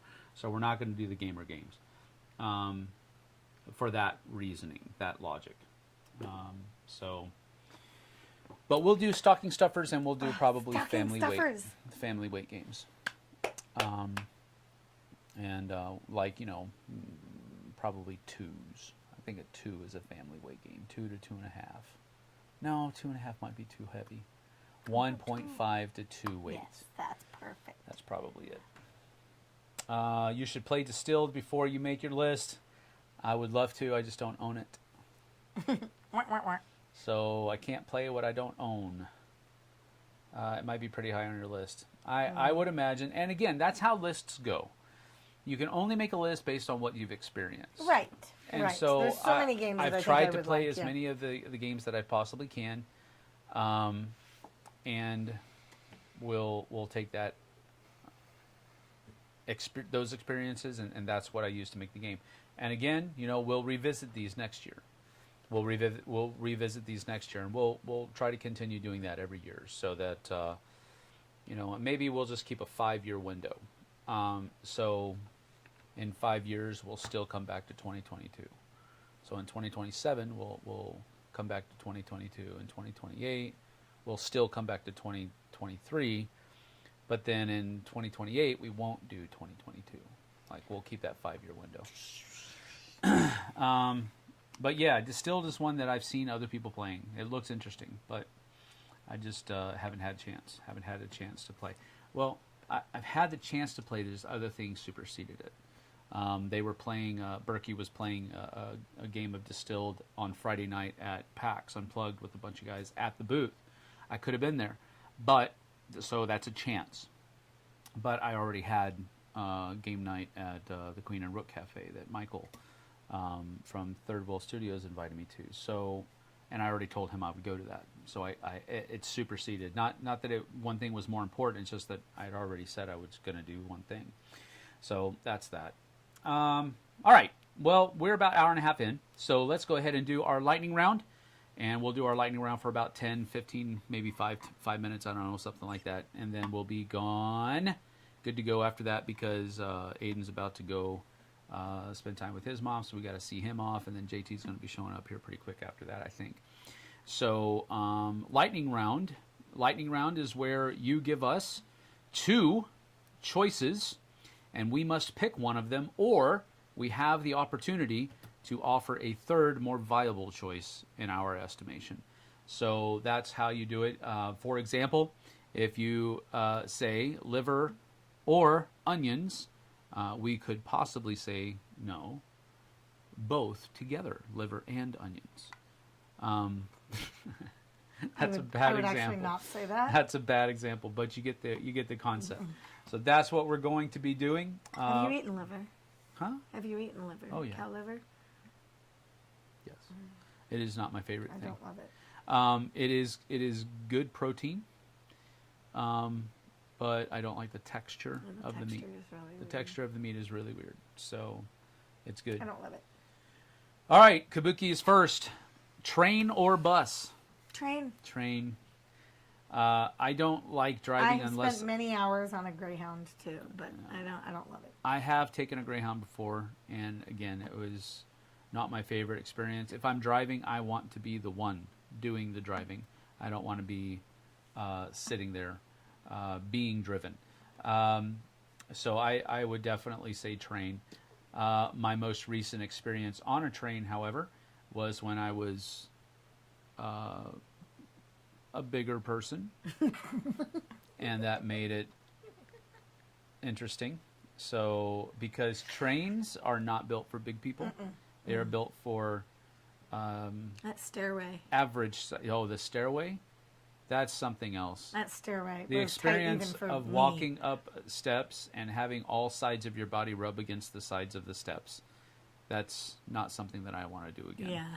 But I'm smaller now, so I'll be able to maybe do it this time. Tom asks, short beard or long beard? This beard. That beard. I don't... when I met him, he said he was going to grow it really long. And I'm trying. Yeah. Still going. This beard. Still get it This trimmed. beard. That's my answer. I like the longer beard better. It does have its trappings. Like, you know, some people think it acts as an insulation. It really doesn't. It doesn't really add a whole lot of warmth to your neck area. Some people think it does, and it doesn't. It actually makes it harder for your neck to stay warm because you have to zip up your coat, and if you get your hair stuck in the zipper, that freaking hurts. So there's that.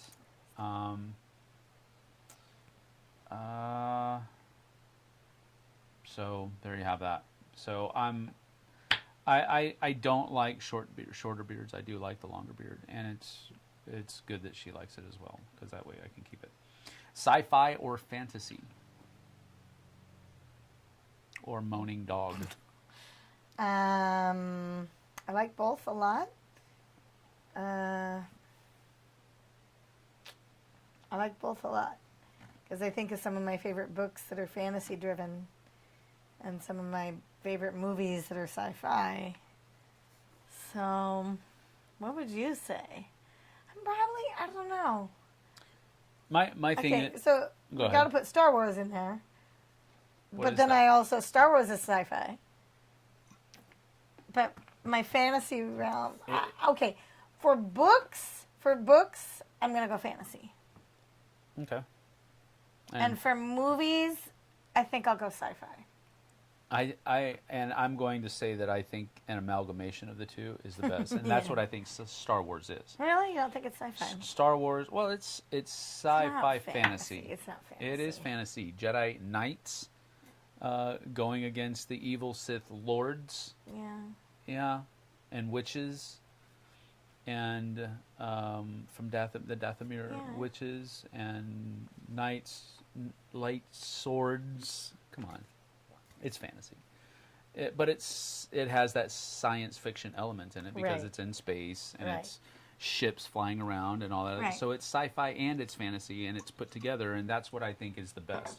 Now, if I'm going to be a purist and answer that question, I think fantasy would be my absolute. If there has to be a division between the two, I'll probably say fantasy, because at the end of the day, I think the story that Star Wars is a fantasy story set in a sci-fi setting.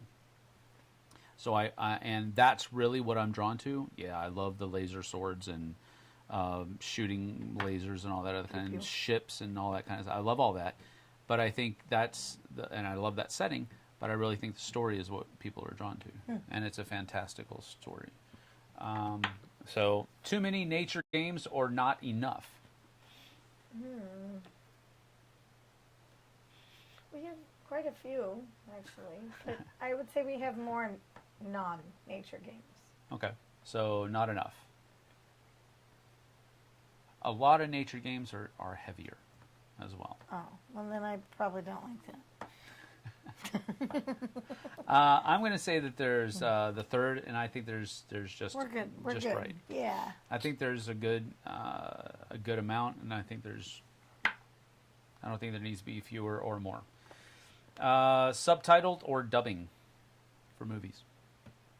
Do you want them? Do you want to I read love the subtitles, subtitles. or do you want the The dubbing? actors to look like they're speaking English. Yes, I like subtitles. I do too. I don't mind reading subtitles. I got pretty good at it because in Korea, Yeah. you could go see both. Yes.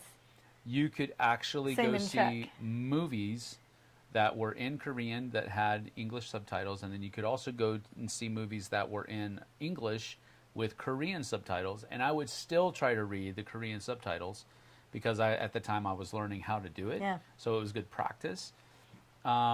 So I got pretty good at reading and watching at the same time. It is, to do that though, it is more exhausting. Well, like you said with Hamilton, Yes. you couldn't even keep up. I couldn't keep up, but that's how fast the songs It's are. so fast. Which is unreal. I think I would enjoy Hamilton more if I'm watching without subtitles.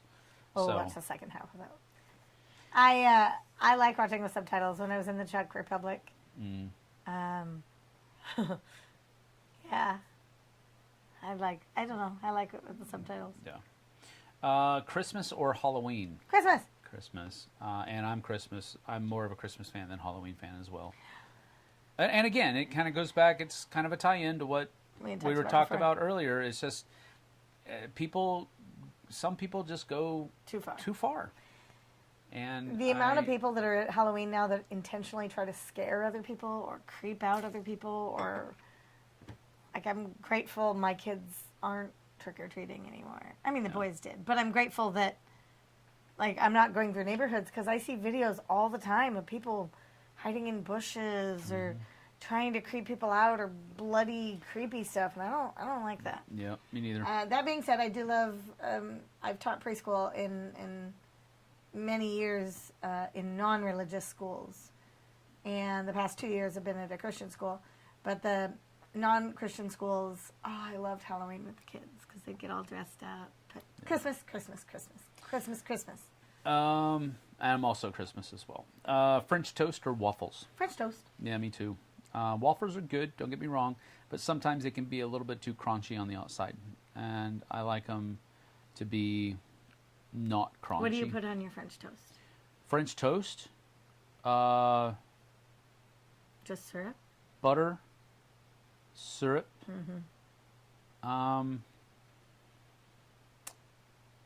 Yeah, that's usually all I would do. I used to really like butter and powdered sugar. Well, I was thinking powdered sugar, but I usually don't have powdered sugar in my house before, so I just used Syrup. Syrup. Yeah, butter and syrup. butter and syrup is good. But I would put cinnamon into the eggs, Oh, nice. so that it would be cinnamon coated Right. in the eggs. So it's a little sweeter. Yeah. Nice. Science fantasy. That is correct, Kabuki. Play a game at home or at a convention? Well, I would say either, as long as I'm next to Sam, but probably home. Yeah. I playing games at a convention is a fun thing because you're in a group of people. You're at a place where everybody's passionate about it. Yeah, I love that. So that can be a recipe for disaster if you have, like, if it's a 5-player game and all 5 of them are passionately competitive. Right. That can be a recipe for disaster because you don't have, you're not playing with a bunch of friends. You're playing with a bunch of people that have the same kind of passion and drive that you do. Right. And that can be a super... I would love either if I'm playing next to Sam. Sure. Yeah. Well, I like both. I was able to play some games that... you did at PAX Unplugged with some guys that I haven't... Right. They live on the other side of the country. I haven't seen them for years. And it was really fun. That. Yeah. Matter of fact, the new girlfriend of one of the guys that I played with told him later on, I've never seen you that happy playing a board game before. Oh, that's cool. So that was a cool thing. And so I like playing games at conventions like that. I don't like playing games at conventions where there's going to be hyper competition. That would and stress me out. all that I've kind never of had stuff. that experience. All of my experiences at the convention have been positive. Yeah, me too. But I like playing games at home too. Cooking-themed games or farming-themed games? I'm going to say cooking. I like cooking-themed games better than farming because usually in a farming game it's all built around working that farm, and that means you have to feed the people. And I'm not so much on board with that idea because it makes it feel like a little bit too much like work for me. I don't think I have any farming games in my top list except Tiny Towns. That's not really a farming game, so no. That's city building. But I do have some food-based themes. Yeah. So I would go food. Going to a live play Oh, yes. or movie? Oh, I love live plays. I love musicals. I used to go to the musicals in Seattle all the time. I was a speech minor in college, and one of the requirements for the speech minor at the college I went to is that I had to be part of a major play, a major production that the college put on. So I've seen all of the stuff that goes on behind the scenes. Oh, it's so much. And there's so much going on. So I do have lots of respect for live plays. But I think I enjoy movies more because I'm more of an aesthetic person. And with a live play, you can kind of see some of that stuff that's going on behind the line. And I don't mind it, but it takes away from that third wall that's there. I think in a movie you have that third wall unless it's broken on purpose, and even that's fun sometimes. So I like both. I would say I do would like say both. But if I had the opportunity to go to more live plays, I probably would. Sure. We don't have a lot of choices in the Wenatchee Valley. Right. But if I did, I would go more. I used to go with my friend Colette. Yeah. We used to go to the Fifth Avenue Musical Theater or Fifth Avenue Theater in Seattle probably every month, every 2 months. We would go see a show. It's a lot of ching, though. It was a lot of change. Got It was 5 people glorious. now. Yeah, no, it was just me and Colette. Yeah. I never took I took Daphne a couple of times. I took Dante a couple of times. But Yeah, it was mostly just me taking and a one of family my... to one of those things. No, that's it was just me. No. that's a lot of- That wasn't clarified. Yeah. If it's just you and I, oh, yeah, let's go see the play. Especially if it's a musical. He pushes my buttons, but I push them right back. Finding extra space for more board games or selling board games to make space. Oh, let's find space. Oh, Well, I'm in both camps. I think a little bit in both camps. Got one foot in both because I don't think everybody has to have a glut of games, and I think I do. I think we do have a glut of games. We have a lot of games that we never play because there's so many games that come out that have to get played. But I think that's part of the job is where we're at right sure, now. yeah, So I get it. that's different than.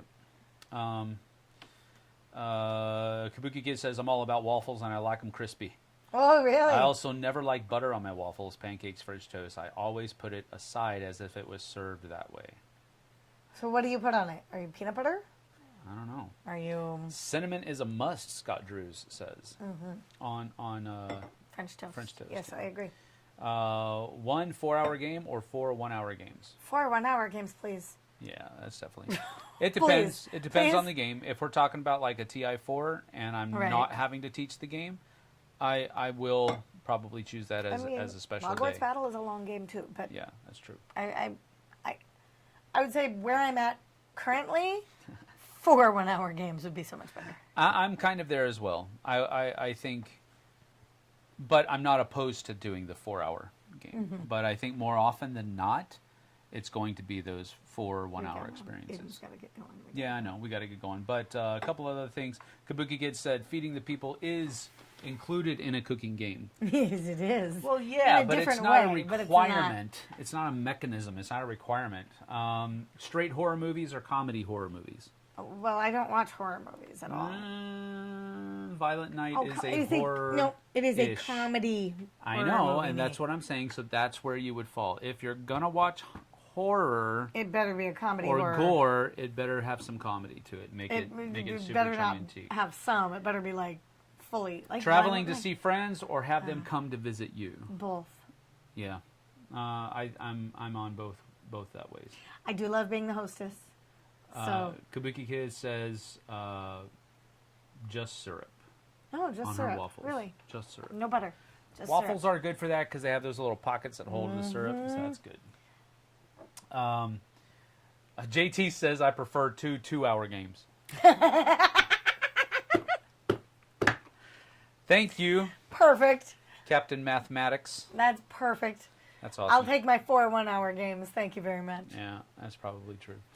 All right, we're going to get on out of here so we can get to the rest of our day so that you guys and gals can get to the rest of yours. Thank you for joining us. We appreciate your time because we do realize that it does take time to spend it. So Thank you for spending it with us. Spending it with us. That's right. We're out, so we will see you guys and gals on the flip side. Bye. Take care.